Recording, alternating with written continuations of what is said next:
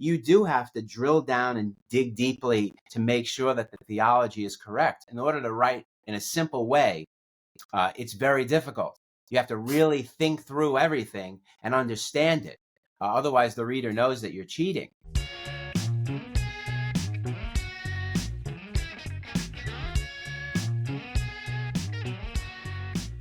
Hello there, Gracious Gang. It's Mike Creavey, host of the Gracious Guest Show. That's what you're watching right now on YouTube.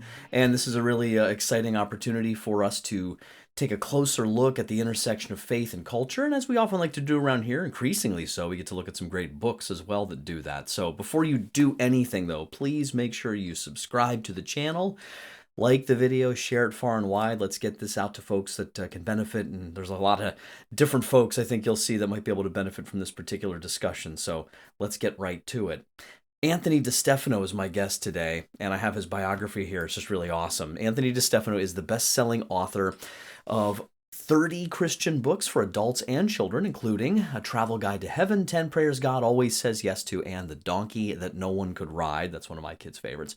His work has been published in 18 countries and 12 languages and have earned endorsements from notable figures such as Tony Robbins, Quincy Jones, Kathy Lee Gifford, Eric Metaxas, Timothy Cardinal Dolan, Dr. James Dobson, the late President Jimmy Carter, and Bernice King, daughter of Dr. Martin Luther King Jr.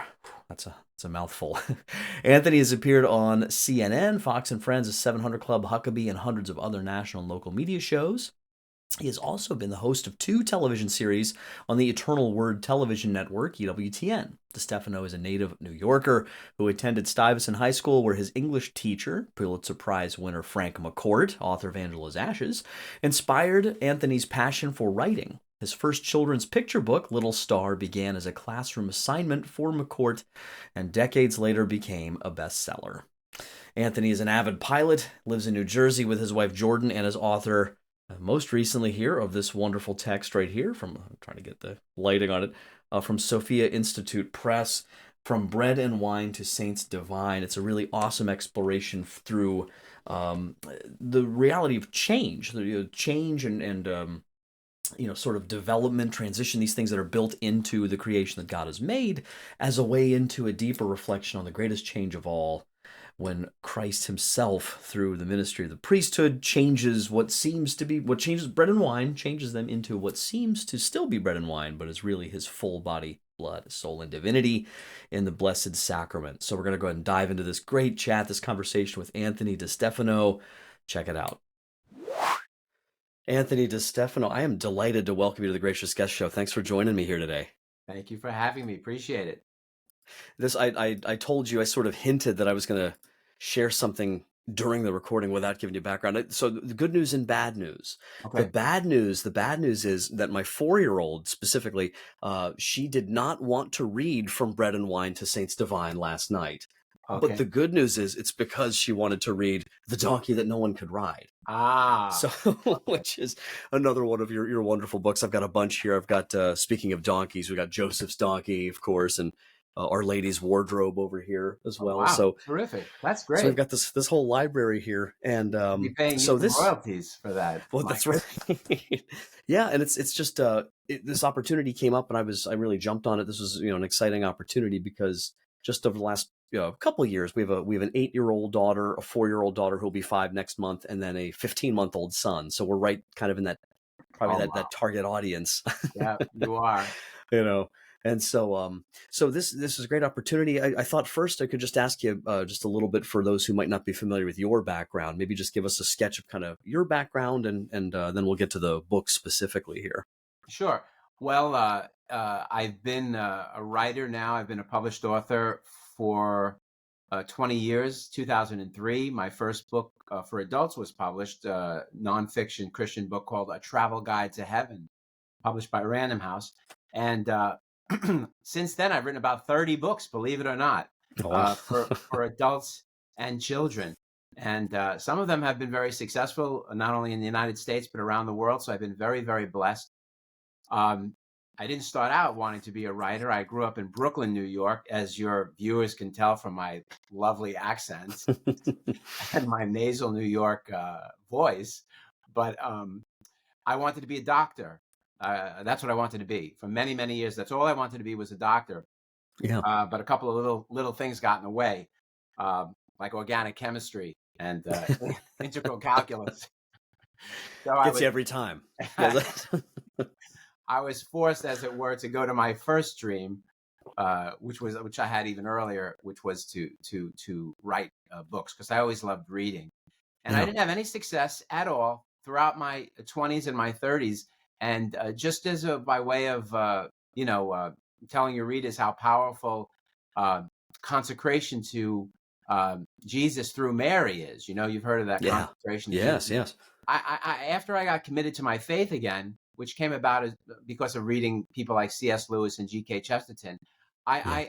I read about this devotion, and I used the old formula of St. Louis de Montfort, and I did that consecration, and I tell you, since then I haven't been able to stop the ideas from coming. Wow. And every night I pray to not only the author of life, God, but the mother of the author of life. And so far, the well has never dried down. I've got 30 books, and I've got like 5 more on the way. Oh, wow. So anyway, the point is just to say that if you've got any viewers out there that are really stuck in a rut, spiritual or otherwise, that consecration is very powerful. I know it doesn't have anything Yes. to do with my book, but it's very powerful. No, I think it does. Yeah, absolutely. And that's it's maybe a testimony to, Tolkien's thing about sub-creation. There's that sub is important, I imagine, because it's God's the creator, and if we're right with him, it would make sense that we're going to have, that sort of like touchstone, if you will, for these great ideas, seeing Well, the world in this way. we're made in the image and likeness of God, which means that we have an intellect and a free will, and God is a creator. That's what he is. So yes, just because we're made in his image, we have that ability to be creators. So imagine if we've got that innate ability, and you're praying to the author of life, it makes sense that would open the channel.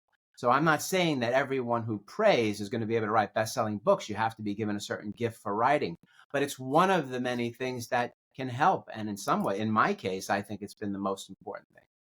Sure, sure. But I forgot to mention too, I don't have it in front of me. The Beggar and the Bluebird is another one that's somewhere on their shelf, but that didn't make it into my stack here.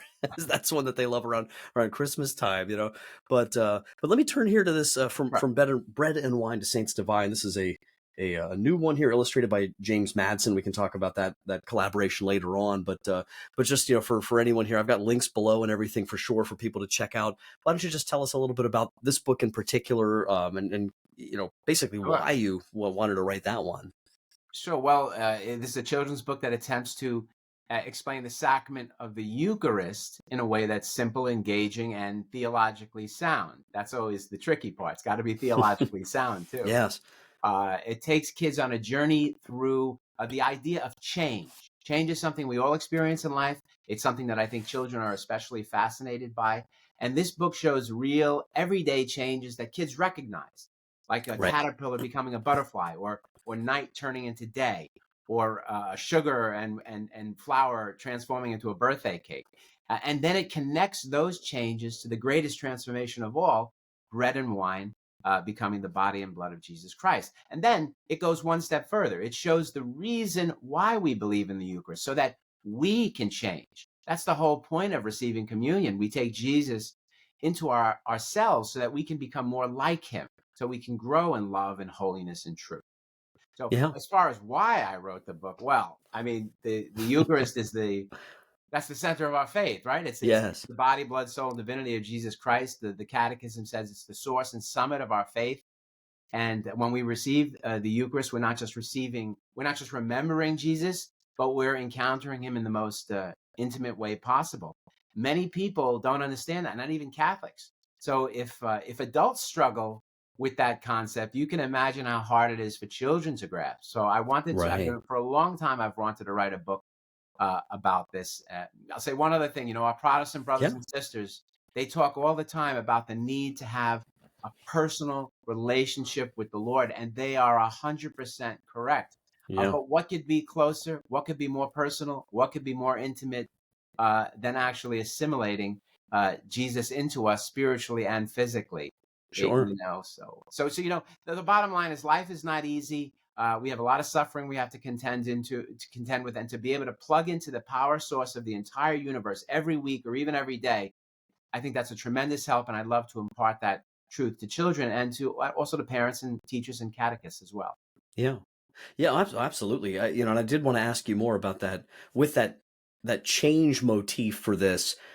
I suppose, like teaching a high school class, for example, which, there's different age, of course, considerations for teaching about the Eucharist, but, there's so many different ways to potentially do that or to present that. I mean, you could have obviously, pursued it through starting off with some reference to the Old Testament, the Passover and the story of Moses and all this kind of stuff. But what was it about this idea of this building up on this idea of transformation that really jumped out at you? Was that something that came up early on, or was that in discussion, or? No, one day I was sitting at Mass, and during one of the homilies, a priest, he was talking about the need for people to change and to become more like Christ. And then he happened to mention in the next sentence that in a few minutes, the greatest change in history would be taking place right on this altar, the supernatural change. Not just a metaphor, not just a symbol, but transubstantiation, which means the substance of the bread and wine at Mass truly becoming the body and blood of Jesus Christ, even though the appearance stays the same. At that moment, Mike, it was like a thunderbolt struck me. And I was like, whoa, that would be a great children's book, a story that focused on change. The question in my mind, and of course, I wasn't paying attention to the Mass. I was being a typical Catholic. My mind was drifting. I don't know what happened after that, but I was thinking about this book. I think I had it worked out by the time I got into the parking lot. But children have a natural sense of wonder, and they're already tuned in to the way the world changes. And I figured out that by showing them transformations, they recognize, as I said, like a caterpillar becoming a butterfly. I think the seasons, exactly, yep. Season changing, a pregnant woman, giving birth, and we see a little boy afterwards. That builds a bridge to understanding the greatest transformation of all. By the time we get to the Eucharist in the book, I think the children have already seen that real profound changes happen all the time, and it makes it easier, I think, for them to grasp that something even greater and more magnificent happens at Mass. Yeah, absolutely. I've always loved, I forget where I heard it for the first time, but it was probably in a homily or something, but a priest pointing out that, because I think sometimes with like, certainly the high school students, sometimes the issue of like miracles being, I'll bring up like, are miracles unnatural? And I'll sort of debate them a little bit and try to make the case for the difference between, unnatural versus supernatural, and so, but I think the beauty of that, like sometimes I will use that example of, looking at how Jesus turns the water into wine.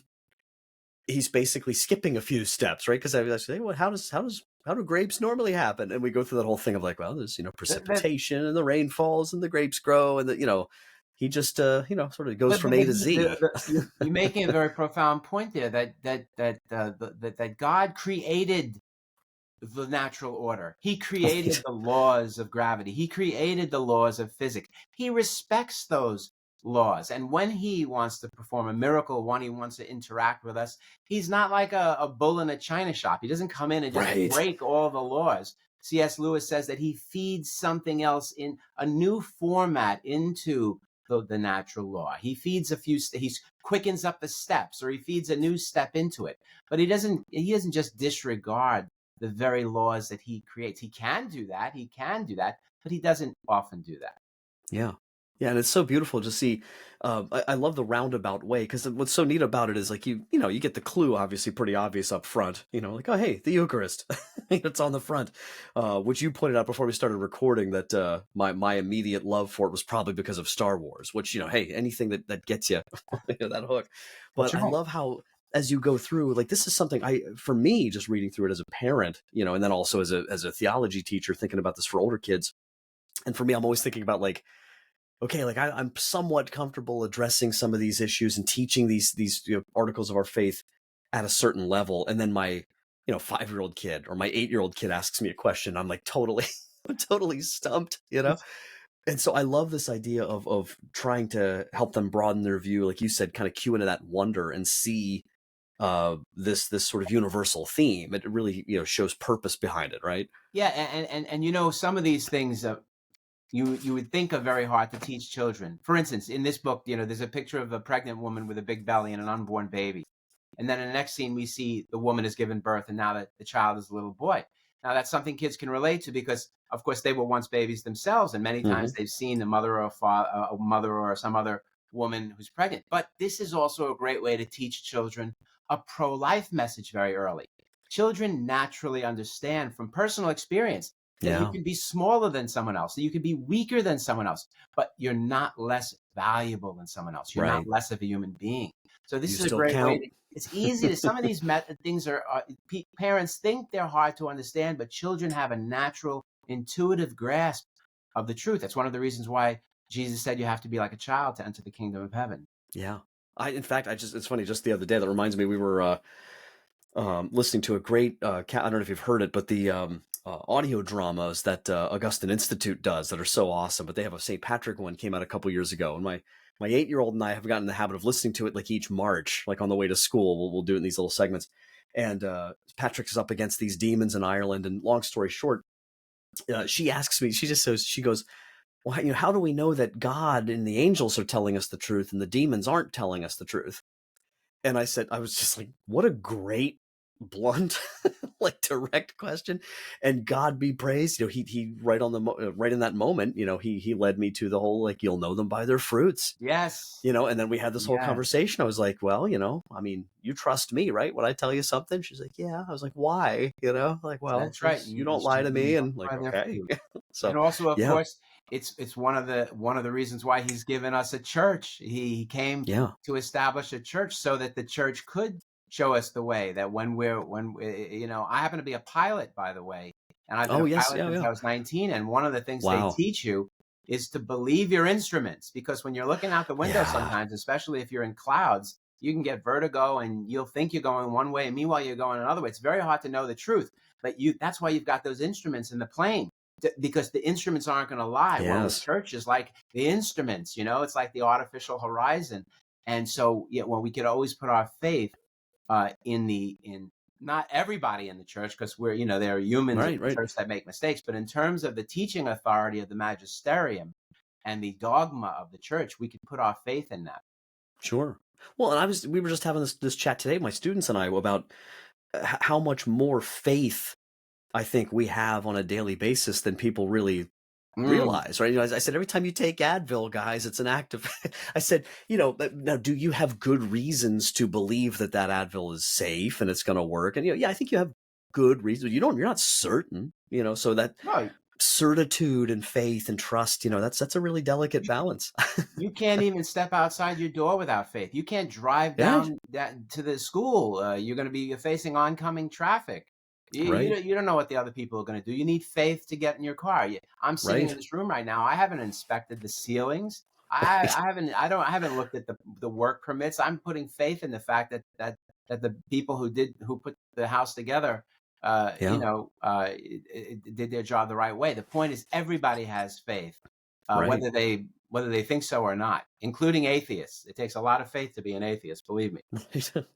well, and I imagine, this is something we talked about too, that it seems to me, in my experience, that very often the standard, I feel like, to which the world tends to hold the church, the Bible, faith, religious faith, is just a ridiculously high standard that it doesn't hold anything else to. It Not certainly doesn't hold atheists to that standard. right, right. Atheists, I know we're supposed to be talking about this book, but it's such an interesting subject. Atheists Yeah, believe that everything in the world is the result of matter, atoms and molecules. They right. believe that all our loves, all our hates, all our wars, all our politics, all our literature, all our poetry, all our religions, all our deepest desires for what's transcendent, for truth, goodness, and beauty, that all of that is the result of the random movement of lifeless molecules in a lifeless ether. Yeah, They can't prove that. That takes faith, a right. superstitious faith, to believe that. Yeah, So we, yeah. we we have to be bolder and turn this argument against these very people that are using it on us. Sure. Well, and from a young age too. That's back to the book too. And let me, because that's a good, I think, springboard. Because I wanted to ask you, did you envision? I know you said that you had not seen any sort of success with writing until until you had been at it for a while. Was there along the way there? Did you envision doing as much children's books or children's book authoring as you did? Is that something that you sort of envisioned, or is that something that sort of kind of Yes, found you? I've been attracted to doing children's books since I was very small. I don't Oh, know the okay. reason why. Maybe because I was able Yeah. to rhyme well. But as Okay. I've grown up in this world and I've seen the fact that there is a culture war, you've got to be blind not to know that there's not a culture war going on. We're not just talking about faith here. We're talking about a fight. We are in the Right. middle of a fight. And the other side, the secular culture, does very much want to jump over the heads of parents and propagandize children with their secular woke message. Yeah. And they have, the tools to do it through the entertainment industry and the media and also the schools. So as Catholic parents, Christian parents in general, we have to. The kids are the front lines of the battle, and so I very much feel that my work as a children's book author is I'm doing my little part in fighting in that culture war. Yeah. Well, and that's something too. I mean, the importance of not to jump to just one reference here, because I could jump to all these books, but with the one she picked last night, right? The donkey that no one could ride. And I don't want to give anything away, to people who haven't read it yet. Go get the book. But Oh, that's that's I think there's an important theme in that one too. The same idea of this hope, right? This transformation, this, that don't limit Jesus, right? Like maintain that sense of wonder and awe. I find that theme in basically all of your children's books. There's this yes. sense of hope. Is that something that you really set out to really try to emphasize for kids, because the world is so quick to Yes, snuff it out before they're very old at all that's a anymore? good way of putting it. But Yeah. but but the donkey that no one can ride. He's a weak, broken little donkey. We're all weak, broken donkeys that no one can ride. We're all wounded. We're all broken in some way. Life breaks us. We start out being broken. We start out in a fallen world. The idea is that even though we all have our problems and we're afraid of so many different things. The whole point of Christianity is that we're not on our own. We can plug into the power source of the universe at any time through our faith, and so therefore, I can do all things in Christ who strengthens me. If it was just me, I couldn't do anything. But we as Christians can plug into that power source, and that's what gives us hope, that no matter how bad things get in life, we can still get through everything with our peace of mind intact. So yes, I hope that strand, that hope has run through all my books. Absolutely. I for what it's worth, I think it is. Thank There's one vote thank you. for, but and let me ask you too here. I want to make sure I ask about the collaboration here with the illustrator, with James Madsen. Would you tell us a little bit about how that process works? Because I think most of us probably don't know with a children's book, because sometimes it's you might have the author is the illustrator. Very often it's a pairing up. How does that work? Well, I've been very blessed because I've had a lot of success with my books. I get to pick my own illustrators. The publisher doesn't tell me who to pick. I Nice. tell them either it's who I pick, or I'm not going to Sure. publish with you, which is good because I've always had a. I'm a very visual writer. When I That's write what I was these going to ask. books, Like, do you sort of see what you're looking for? Yeah. yes. And if I Cool. and if Right. for some reason there's not a good image to go with it, I'll change the text to something that's a more compelling image because it's both the words and the text. You know. Yeah. Now I use this particular artist. His name is James Madsen, uh, because I think his style blends two qualities that are essential for children to understand the Eucharist: realism and mystery. Hmm. James could do photorealistic work, and I wanted the illustrations to be somewhat realistic because the Eucharist is real. It's Right. not a cartoon. It's not a fairy tale. Right. Um, These kids are seeing that at mass every Sunday. yeah, Yeah. yes, but I also, because they're not because the bread and wine remain the same in appearance.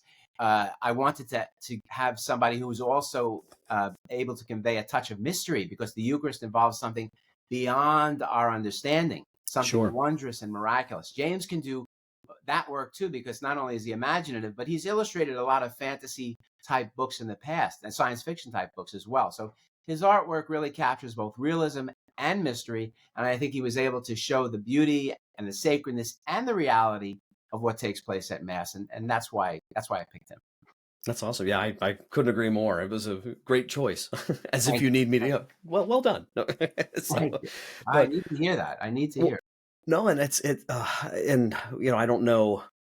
I was wondering because when you mentioned before, and feel free to share however much you'd like to, just as far as how it might potentially inspire others, especially anyone else who's on the fence about their own faith, or Mm. a creative type who might want to sort of try their hand at writing or some other kind of creative medium. For you, was that a big part of your own, as you said, sort of rediscovering your faith, or kind of coming back into your faith in a more maybe serious, deeper way? Was that a component of that experience, the creative side of it, or? Not at the beginning. At the beginning, Okay. I didn't know what I was going to do. After I didn't want to be a doctor, Yeah. after I found out I couldn't be a doctor, I wanted to be a writer, but I didn't know what kind of writer. It wasn't Sure. until after I read a book called The Screwtape Letters by C.S. Lewis, Yes. that then I realized, hey, this is a book that's funny, it's clever, it's very intelligent, it's entertaining, all at the same time, and it's meaningful.